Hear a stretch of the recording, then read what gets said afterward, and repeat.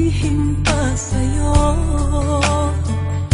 At kung inaasahan mong magbabalik pa ang puso ko sa'yo, matapos mong saktan at malinlang, dapat sana'y hawak ang iyong kamay. Kung nag-isip ka lang, hindi na masasaktan ang isa't isa. Malaya ka na, magagawa mo na ang lahat ng gusto mo. Kahit masaktan man ako, malaya ka na.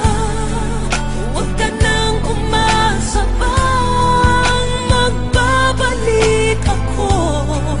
Lilimutin ka't hindi mabibigo.